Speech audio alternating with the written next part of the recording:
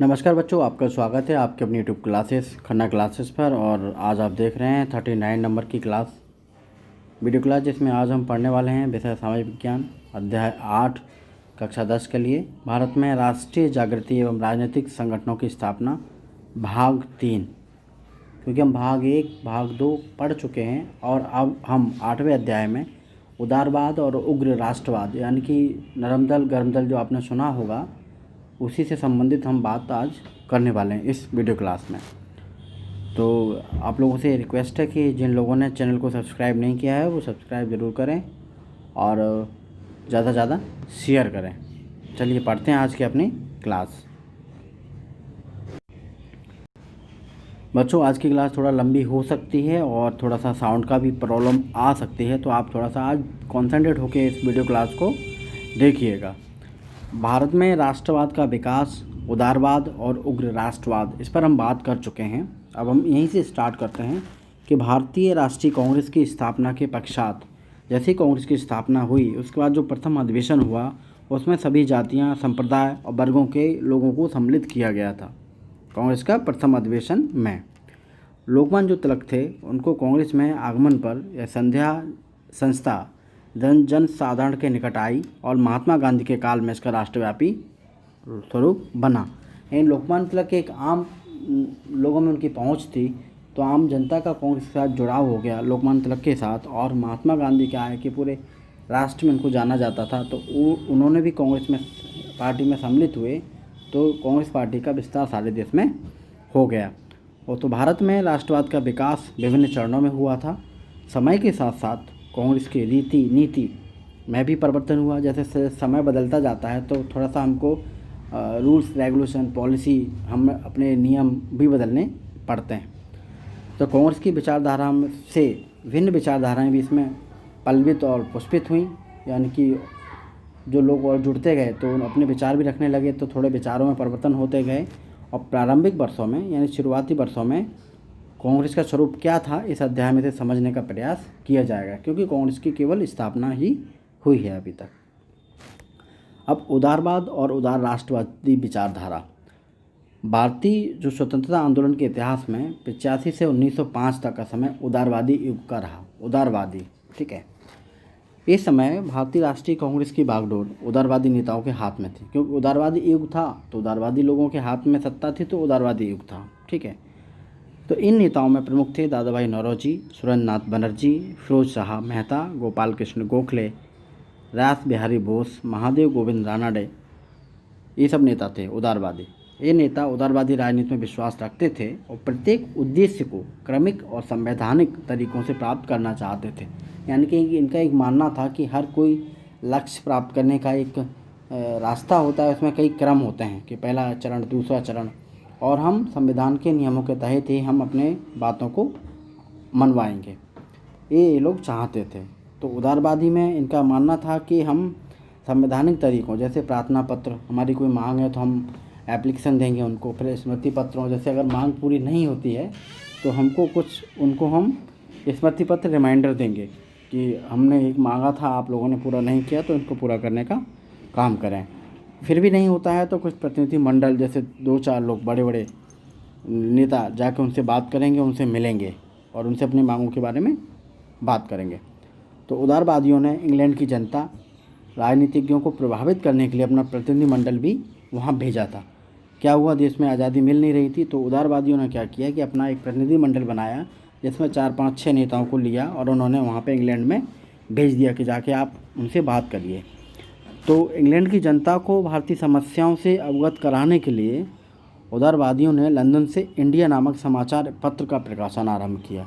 जो प्रतिनिधिमंडल इंग्लैंड गया हुआ था, तो इंग्लैंड सरकार के जो प्रतिनिधि थे उनसे उन्हें बात की, लेकिन उन पर प्रेशर बनाने के लिए उन्हें क्या किया कि इंग्लैंड की जो आम जनता है उनके सामने भी हमको इन बातों को रखना चाहिए, ऐसा उनका मानना था। तो इन बातों को आम पब्लिक के सामने रखने के लिए उन्हें इंडिया नाम का एक न्यूज़पेपर बनाया, जो वहाँ पर उन्होंने प्रारंभ किया। उदारवादी प्रतिवर्ष अपने मांगों के समर्थन में प्रस्ताव पारित करते थे और तर्कों द्वारा अपनी मांगों के औचित्य के समझाने का प्रयास करते थे। अपनी मांग रखते थे, फिर क्यों हमने मांग रखी उसका कारण भी अंग्रेजों को बताते। और उनके कार्यक्रम में जन आंदोलनों के लिए कोई स्थान ना था। यानी हम कोई आंदोलन नहीं करेंगे, हम कोई हिंसा नहीं करेंगे, ऐसा कोई उनका प्रोग्राम में नहीं रहता था उदारवादियों के। उन्हें भय रहता था कि आंदोलन के कारण अराजकता फैल जाएगी, लोगों में अराजकता फैल जाएगी। ठीक है। प्रारंभ में ब्रिटिश सरकार का रुख कांग्रेस के प्रति सहानुभूतिपूर्ण रहा, यानी कि कांग्रेस पार्टी का गठन हुआ तो अंग्रेज़ों का रुख था सहानुभूतिपूर्ण था, उनका मदद करते थे। लेकिन शासकीय कर्मचारी भी कांग्रेस के अधिवेशन में भाग लेते थे, परंतु धीरे धीरे ब्रिटिश सरकार ने कांग्रेस को अल्पसंख्यक का प्रतिनिधित्व करने वाले और ब्रिटिश हितों की विरोधी तक घोषित कर दिया। अंग्रेज़ों को लगा कि कांग्रेस पार्टी अपना सही काम कर रही है और देश को आज़ाद करा लेगी, तो उन्होंने कांग्रेस को बदनाम करना चालू किया। उन्होंने क्या कहा कि कांग्रेस तो अल्पसंख्यकों की पार्टी है और जो अंग्रेज़ों का जो हित है, ब्रिटिश हित हैं, उनका विरोध करना चाहती है, उनका विरोध कर रही है। तो कांग्रेस में एक वर्ग उदारवादियों की नीति को पसंद नहीं करता था। कुछ और नेता थे, वो कहते थे कि ये मांग पत्र देना, रिमाइंडर देना, प्रतिनिधि मंडल भेजना, इन चीज़ों को पसंद नहीं करते थे कि इस तरह से, उनका मानना था कि इस तरह से अंग्रेज़ नहीं सुधरने वाले। उनका मानना था कि उदारवादी राजनीतिक भिक्षावृत्ति की नीति अपना रहे हैं, यानी कि जो उदारवादी हैं वो भीख जैसी मांगते हैं। धीरे धीरे उदारवादियों का भ्रम भी ब्रिटिश शासन से टूटने लगा, क्योंकि ब्रिटिश सरकार उनके प्रस्तावों पर ध्यान नहीं दे रही थी। जब ब्रिटिश सरकार ने उदारवादियों की मांगों पर, प्रार्थना पत्र, प्रतिनिधि मंडलों की बात नहीं सुनी, तो उनको लगने लगा था कि नहीं, ये लोग सही कह रहे हैं, वो हमारी बातों को नहीं मानना चाहते। अब देखिए क्या है कि कांग्रेस के प्रारंभिक काल में स्वतंत्रता की मांग नहीं की गई, केवल भारतीयों के लिए कुछ रियायतें मांगी गई थीं। और 19वीं सदी के अंतिम दशक में तिलक ने स्वराज शब्द का प्रयोग किया। ठीक है, ये कुछ फैक्ट है कि हमने आज़ादी नहीं मांगी थी, स्वतंत्रता नहीं मांगी थी, कुछ सहूलियतें मांगी थी। ठीक है। और 19वीं सदी के अंत में आते आते जो लोकमान्य तिलक थे, उन्होंने स्वराज शब्द का प्रयोग करना प्रारंभ किया था। अब देखिए आगे पढ़ते हैं, उदारवादियों की उपलब्धि और महत्व पढ़ते हैं। अब उदारवादी कांग्रेस की मांगें देखें तो भारतीय राष्ट्रीय कांग्रेस के अधिवेशनों एवं अन्य अवसरों पर उदारवादियों ने जो मांगें प्रस्तुत की, उनमें प्रमुख थी। पहली तो मांग उनकी होती थी कि प्रांतीय तथा केंद्रीय विधानसभाओं में निर्वाचित सदस्यों की संख्या में वृद्धि की जाए, यानी कि जो विधायक सांसद बनते हैं उनकी संख्या को बढ़ाया जाए, जिससे कि भारतीय लोगों का प्रतिनिधित्व इन सभाओं में बढ़े। अगला था कि प्रशासनिक सेवाओं का भारतीयकरण किया जाए। उस समय क्या होता था कि कोई भी भारतीय बड़ी प्रशासनिक पदों पर नहीं रह सकता था, तो उन्होंने कहा कि हमारा भारतीयकरण किया जाए, कि भारतीय भी इन बड़ी पदों पर रह सकें, तब जाके जो पॉलिसी मेकर हैं, जो नियम कायदे कानून बनते हैं, तो वहाँ पर जब भारतीय रहेंगे तो भारतीयों के पक्ष में कुछ बातें करेंगे। अगला है कि सेना के खर्चों में कमी की जाए। चौथा था कि ब्रिटिश साम्राज्य की सुरक्षा का भार भारत पर ना डाला जाए। ब्रिटिश साम्राज्य की सुरक्षा, जो ब्रिटिश प्रशासनिक लोग होते थे, उनकी सुरक्षा में बहुत सारा खर्च होता था, तो उन्होंने कहा ये खर्चा भारत पर नहीं डाला जाना चाहिए। ऊपर से कुटीर उद्योगों और तकनीकी शिक्षा का विस्तार किया जाए, उच्च पदों पर भारतीयों की नियुक्ति की जाए, किसानों पर कर के बोझ को कम किया जाए। ये सब मांगें थीं उदारवादी कांग्रेस की। उदारवादी प्रार्थनाओं एवं स्मृति पत्रों के माध्यम से अपनी मांग मनवाने में सफल नहीं हुए, किंतु उदारवादियों को यह श्रेय दिया जाता है कि उन्होंने कांग्रेस के शैशव काल में राष्ट्रीय संघर्ष के लिए उपयुक्त वातावरण का निर्माण कर दिया था, यानी कि उन्होंने माहौल अच्छा बना दिया था। भले ही उनकी बातें नहीं मानी गई। उन्होंने भारतीयों को देश की समस्याओं पर विचार विमर्श के लिए एक मंच उपलब्ध कराया और उन्हें राजनीतिक रूप से शिक्षित किया। यद्यपि उदारवादी ब्रिटिश शासन को कल्याणकारी मानते थे, परंतु उन्होंने ब्रिटिश शासन की त्रुटियों को उजागर करने में कोई कसर नहीं छोड़ी।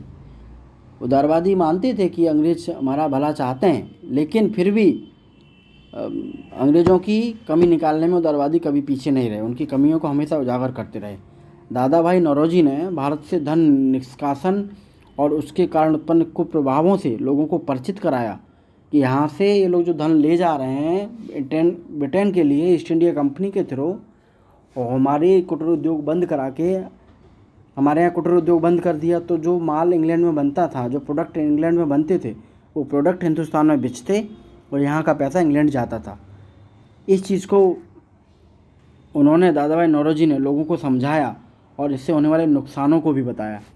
उदारवादियों के प्रभाव के कारण ही ब्रिटिश सरकार ने सन 1892 का अधिनियम पारित कर भारतीयों को परिषदों से सम्मिलित होने का मार्ग खोल दिया था।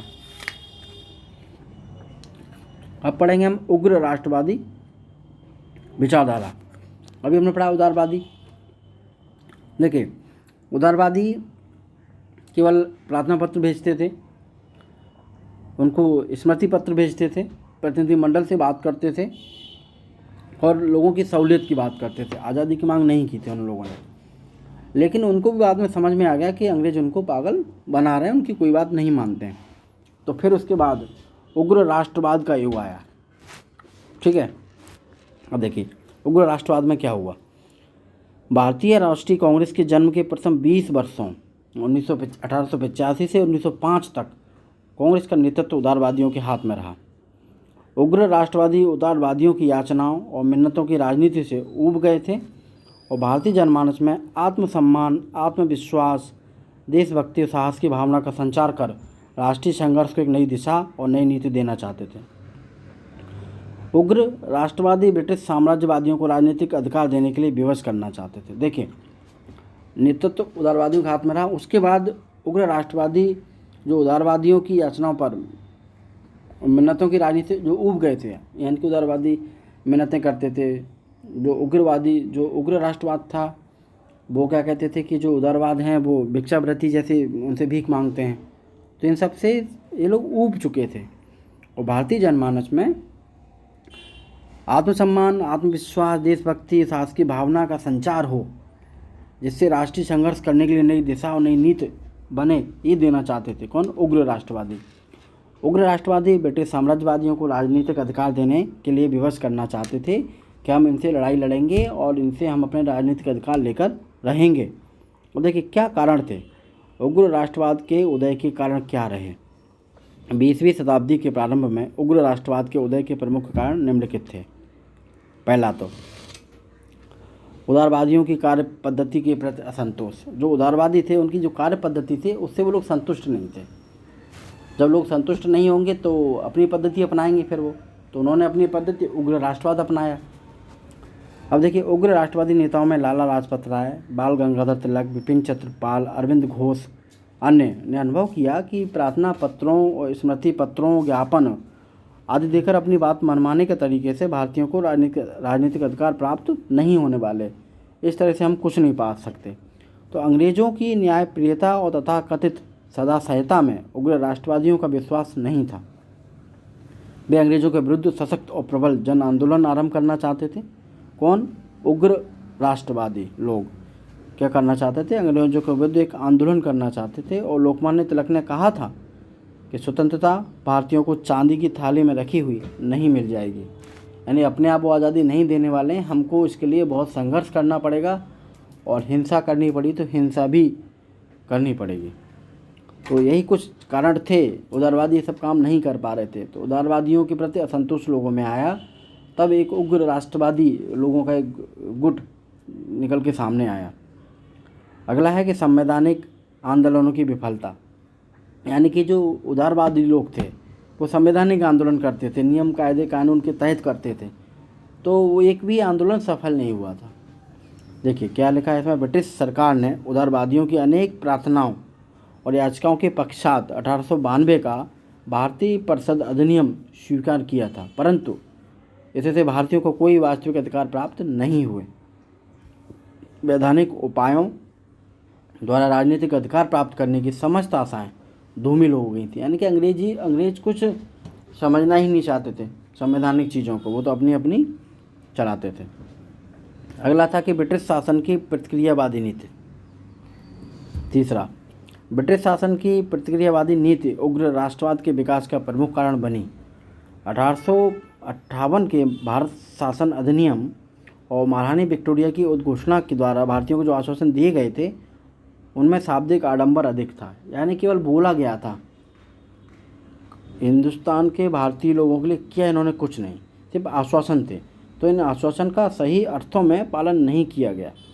ब्रिटिश सरकार की शोषण, दमन, भेदभाव की नीति पूर्ववत जारी रही, जिस तरह से वो शोषण भेदभाव करते थे वो करते रहे। इंग्लैंड में अनुदार दल के शासनकाल में भारत का शासन भी प्रतिक्रियावादी वायरसों के हाथ में रहा। भारतीयों के प्रति ब्रिटिश शासन का दृष्टिकोण अधिक अमानवीय और प्रजाति भेदभाव से पूर्ण था। यानी कि वो एक तो दृष्टिकोण उनका अमानवीय था, मानव समझते ही नहीं थे हिंदुस्तानियों को, और जाति भेदभाव भी करते थे। लॉर्ड लिटन, लॉर्ड कर्जन ने भारतीयों को जातीय भावना को ठेस पहुंचाई। इस वजह से उग्र राष्ट्रवाद का विकास हुआ या उदय हुआ। अगला पॉइंट था कि ब्रिटिश सरकार की आर्थिक नीति।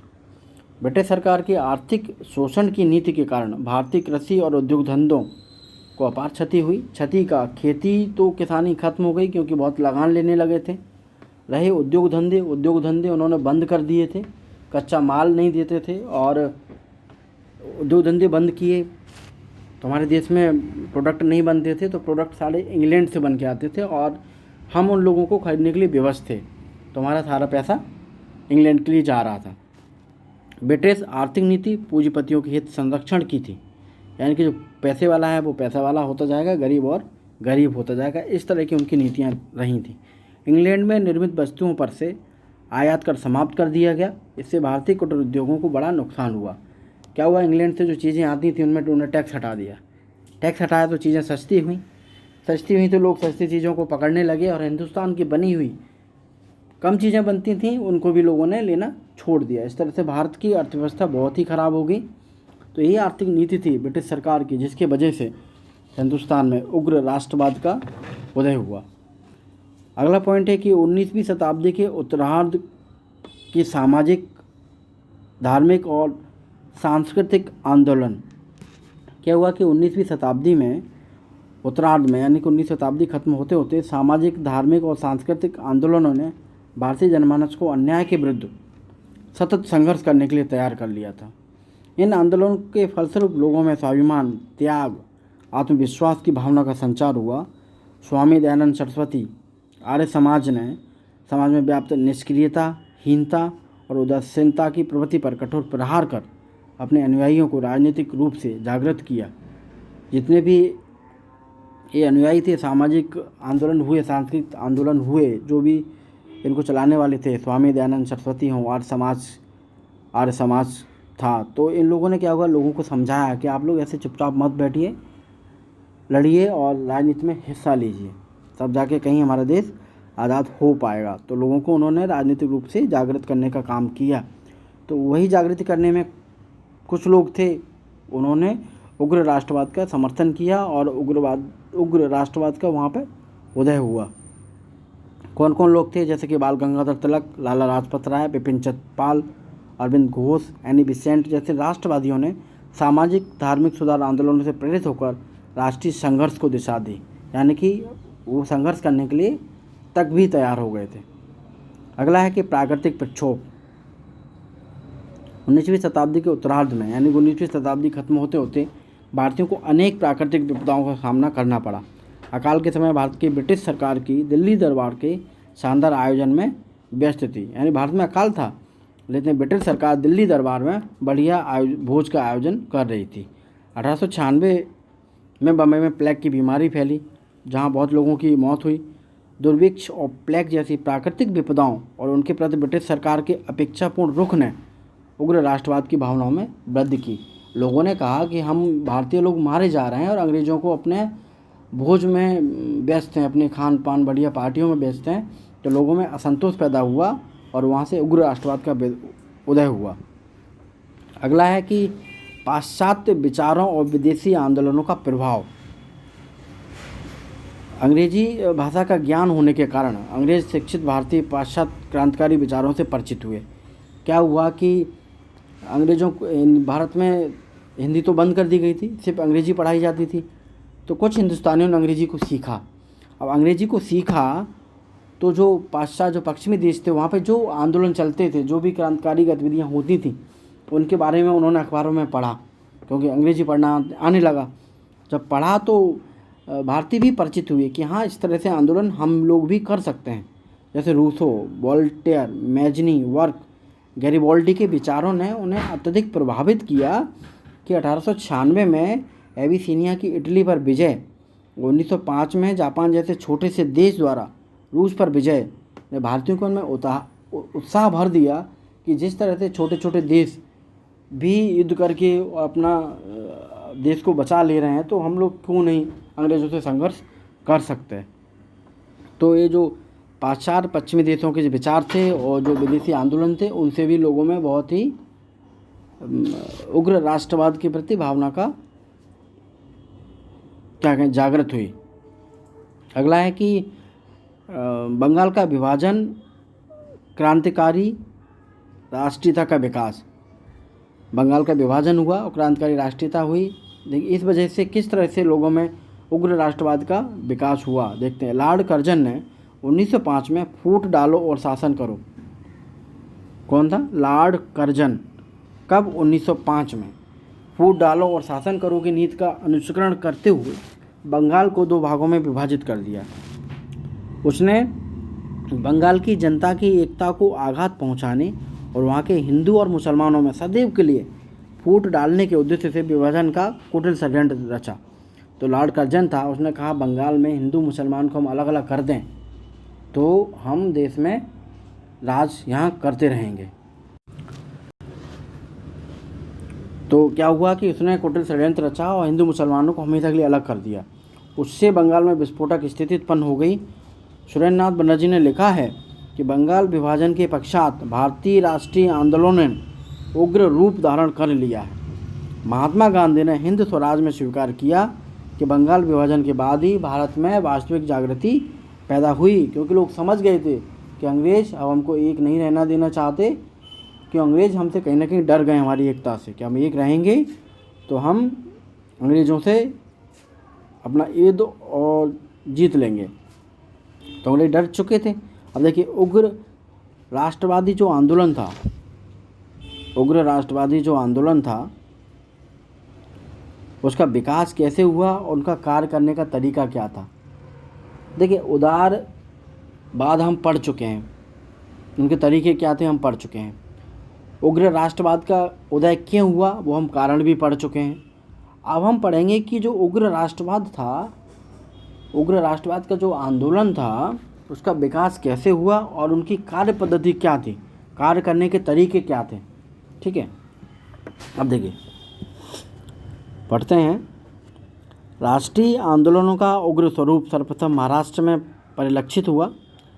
1893 ईस्वी में बाल गंगाधर तिलक ने महाराष्ट्र में गणपति उत्सव को सार्वजनिक रूप प्रदान किया और 1899 में उन्होंने शिवाजी उत्सव मनाना प्रारंभ किया। इन उत्सवों का उद्देश्य जनता में राष्ट्रीय भावना का विकास करना। 1896-97 में अकाल तथा महामारी के कारण महाराष्ट्र में घोर असंतोष फैला था। बाल गंगाधर तिलक ने क्या किया कि गणपति उत्सव को मनाइए, सारे लोग एक साथ होके शिवाजी उत्सव को मनाइए। तो जब सब मिलके, अंग्रेज़ों ने क्या फूट डालने की कोशिश की, इन लोगों ने क्या किया उत्सव मनाई जिसमें सारे लोग सम्मिलित होइए, यानी इन्होंने एकता के सूत्र में बांधने की कोशिश की लोगों को, जिससे लोगों में राष्ट्रीय भावना पैदा हो। और क्योंकि लोगों में 1896-97 में अकाल महामारी आई थी, उससे लोगों में असंतोष बहुत था सरकार के प्रति। उधर पंजाब में लाला लाजपत राय ने उग्र राष्ट्रवादी आंदोलन का नेतृत्व किया। उन्होंने कायस्थ समाचार पेपर बनाया, उन्होंने कायस्थ समाचार के माध्यम से जनता को संघर्ष के लिए प्रेरित किया। बंगाल में उग्र राष्ट्रवाद का जन्म बंगाल विभाजन से हुआ। बंगाल विभाजन के विरोध में सारे देश में सार्वजनिक सभाएं की गईं और जुलूस निकाले गए, क्योंकि अंग्रेजों ने क्या किया था, लॉर्ड कर्जन ने कि फूट डालो और शासन करो की नीति उसने बंगाल में अपनाई। उसका ही लोगों ने विरोध किया, सारे देश में जगह जगह सभाएं की। बिपिन चंद्र पाल ने मद्रास का दौरा किया और जनता में ब्रिटिश शासन के विरुद्ध चेतना उत्पन्न की। भारतीय पत्र पत्रिकाओं ने भी उग्र राष्ट्रवाद आंदोलन के विकास में महत्वपूर्ण योगदान दिया। इन सब लोग बंगाल में जो उन अंग्रेज़ों ने किया उसको टारगेट करने लगे और लोगों को एकता के सूत्र में पिरोने की कोशिश करने लगे थे हर जगह। जैसे कि पंजाब में हमारे कौन थे, लाला लाजपत राय, उन्होंने पंजाब में किया। तिलक थे, उन्होंने महाराष्ट्र में किया। बिपिन चंद्र पाल अपने मद्रास में काम करते रहे। तो उग्र राष्ट्रवादियों की कार्य पद्धति उदारवादियों से भिन्न थी। उग्र राष्ट्रवादी त्याग और बलिदान के बल पर स्वशासन प्राप्त करना चाहते थे, यानी कि हम मर जाएंगे, मर मिटने को तैयार तक थे। वो इस तरह से अपना स्वशासन प्राप्त करना चाहते थे। बहिष्कार, स्वदेशी और राष्ट्रीय शिक्षा उनके 3 प्रमुख अस्त्र थे, जिनका प्रयोग उन्होंने ब्रिटिश बंधन से मुक्त होने के लिए किया था। इन नेताओं ने स्वराज्य शब्द का प्रयोग एक भिन्न अर्थ में किया। उनके लिए स्वशासन का अर्थ सिर्फ राजनीतिक अधिकारों की प्राप्ति से नहीं था, वरन एक ऐसी राजनीतिक व्यवस्था की स्थापना से था जिसमें जनता का विकास हो सके। क्या हुआ कि जो नेता थे उग्र राष्ट्रवादी, तो इन्होंने स्वराज्य शब्द का प्रयोग दूसरे अर्थ में किया। स्वराज माने स्वशासन का अर्थ उन्होंने लगाया कि राजनीतिक अधिकारों की प्राप्ति के लिए नहीं लड़ना है हमको, लेकिन एक ऐसी व्यवस्था हो जिसमें जनता का भी विकास हो कम से कम। उग्र राष्ट्रवादी बहिष्कार और स्वदेशी की नीति के प्रबल समर्थक थे।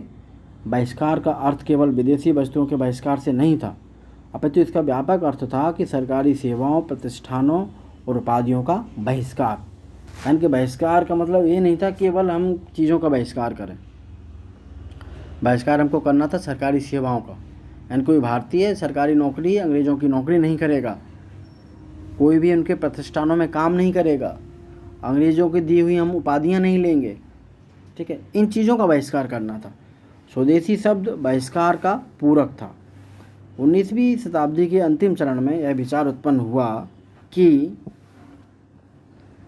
देश में धन निष्कासन और दरिद्रता में वृद्धि को रोकने के लिए देश में निर्मित वस्तुओं का अधिकाधिक उपयोग आवश्यक है।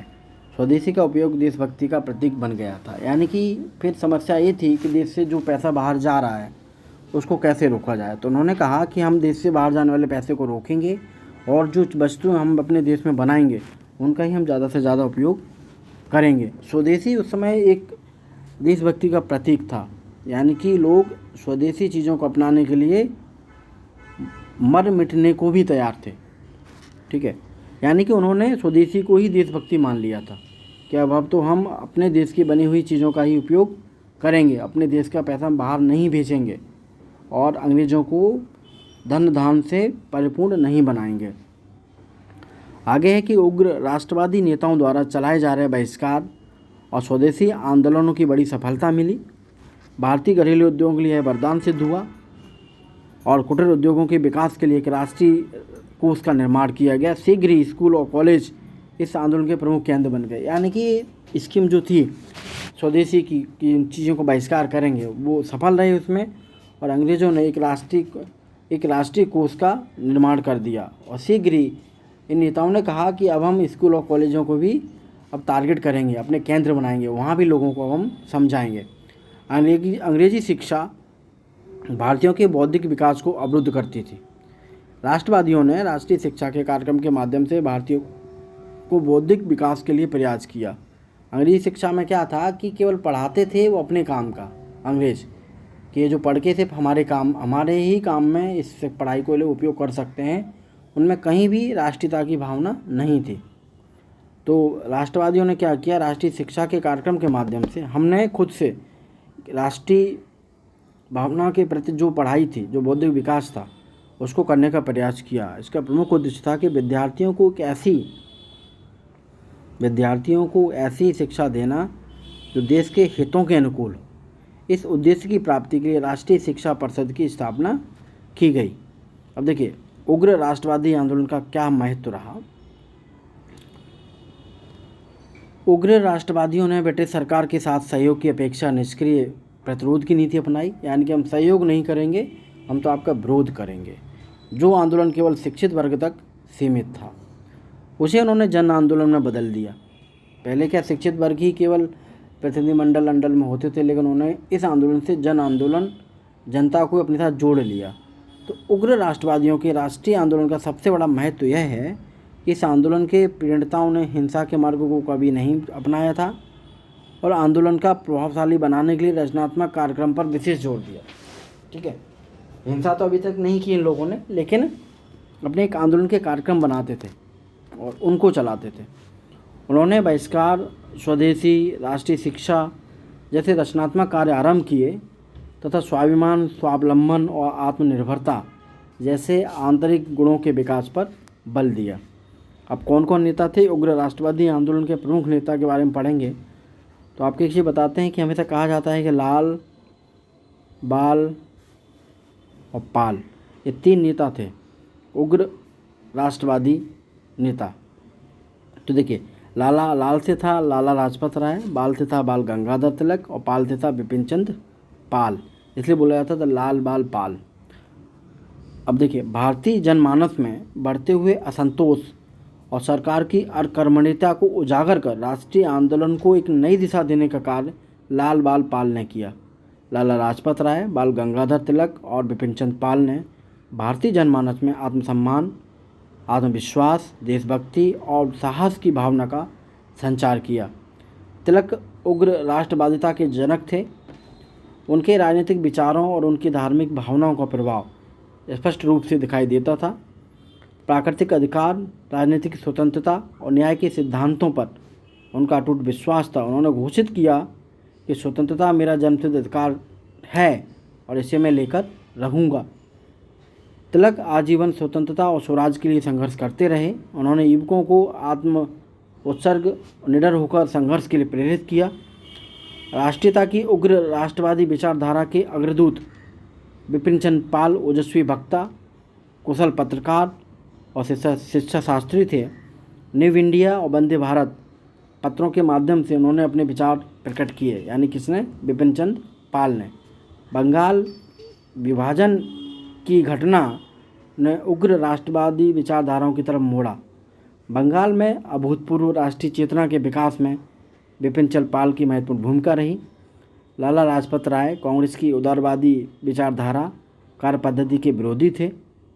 बंगाल विभाजन का उन्होंने घोर विरोध किया। इसलिए देश के लिए स्वराज्य परम आवश्यक है और सुधार अथवा उत्तम राज्य इसके विकल्प नहीं हो सकते। तो बच्चों, इसी के साथ हमारा 8 अध्याय समाप्त हो गया है और थोड़ा सा वीडियो लंबा हो रहा था, इसलिए थोड़ा जल्दी करना पड़ा। 1-2 बार देखेंगे समझ में आएगा।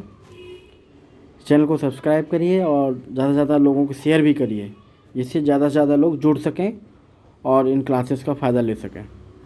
चलिए, हमारे साथ जुड़े रहे, इसके लिए बहुत बहुत धन्यवाद।